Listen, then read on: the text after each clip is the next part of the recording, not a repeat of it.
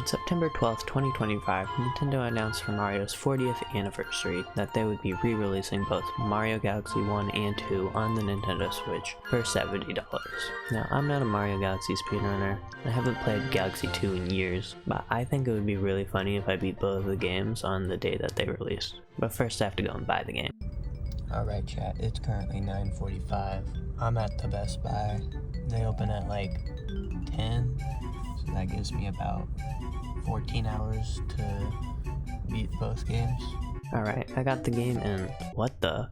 The reports are in and it's saying that you're not subscribed. Were you stupid or something? Everybody knows that subscribing's free and all the cool kids are doing it, so you should too. Oh, you're subscribed now? Good. So, to beat Mario Galaxy 1, you have to get through 5 worlds and get 60 stars by the end to fight Bowser. At the beginning I was kinda slow. It took me like 12 minutes to get to the Comet Observatory, and I didn't get through the first boss until 11:12 AM, but later I started getting my shit together, and I beat the second boss before noon.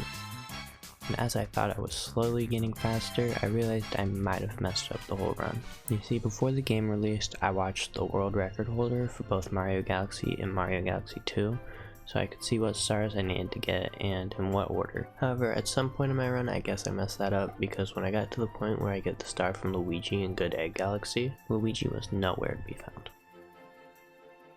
I'm sure we don't need that one. But it's okay. I'm a gamer. I still got like 11.5 hours. That's plenty of time.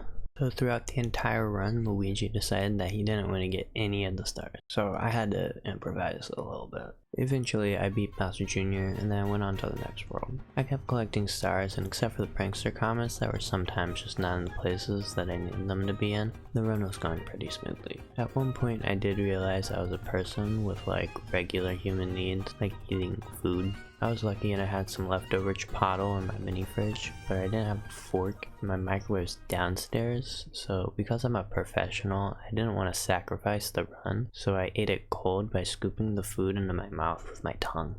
It honestly wasn't that bad.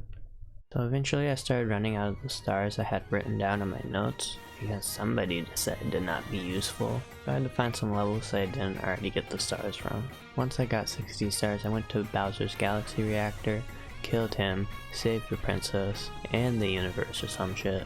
The end. I beat Super Mario Galaxy by 3:15 PM. Basically world record. Alright, so I took a quick break, went pee, got some food, and came back in record time. I then started Galaxy 2 at 3:19 PM, giving me a little over 7.5 hours to beat the game. That's probably reasonable. Alright, I got a whole sleeve of saltine crackers, and I'm ready for Galaxy 2.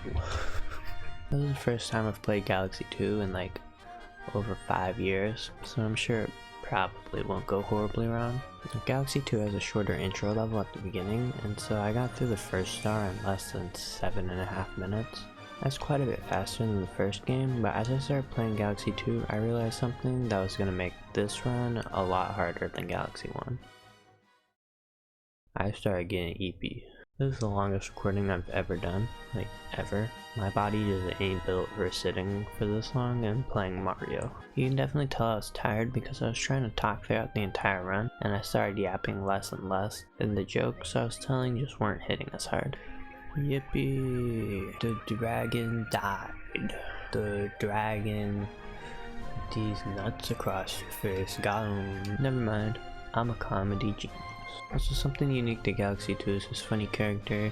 You might know him as Yoshi. In most Galaxy 2 speedruns, they use this glitch called the infinite flutter jump, where you use Yoshi to basically skip like entire galaxies at some points. I tried to do this and I didn't get it on my first try, so I decided that it wasn't gonna happen. Oh my god. Never mind. I did try to get the glitch to work after the run, and it's actually kind of difficult, so I'm glad I didn't waste too much time trying to get it to work. But anyways, in Galaxy 2 you can't just get any star that you want. There's a lot more required stars for this game than the first one because the game has a map.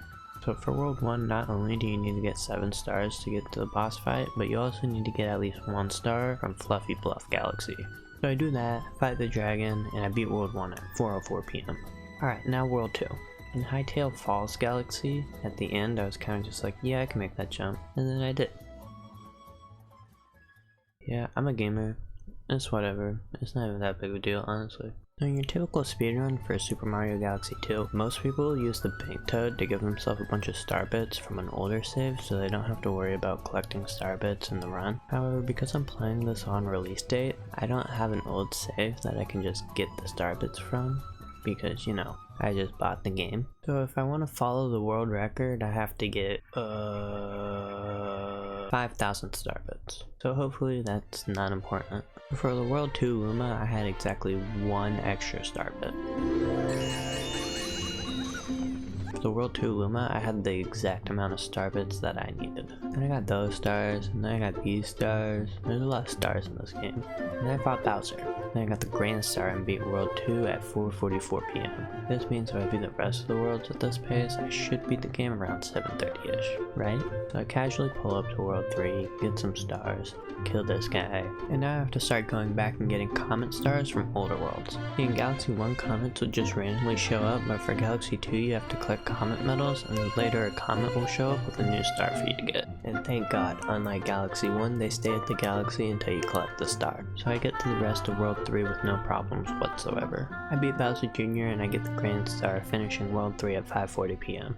World 4 is where the levels started to get a little bit more difficult. Now obviously, I've never died in a video game before, but I will say that these levels are getting a little harder.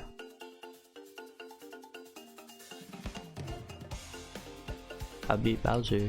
Alright, so it's 6:51 PM, I'm on the 5th world, and I got 42 stars. I guess I messed up somewhere in the run because the prankster comments weren't lining up with the ones on the list of stars that I had from the world record. But it's alright, it's all good.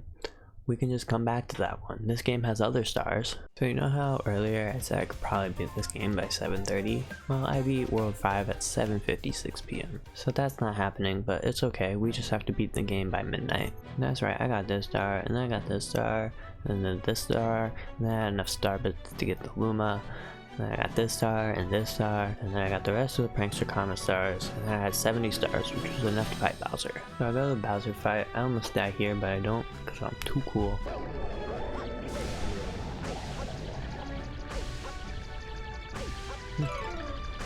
Go, go, go. Oh my god. I break down this door, I go bing bang bong, and then he's dead. But not actually. So I go bing bang bong again, and he's dead for real this time. So yes, I beat both Super Mario Galaxy and Super Mario Galaxy 2, both before my bedtime, stopping the timer at 9:12 PM. Okay, that's the end of the video. Sleep tight, don't let the bed bugs bite.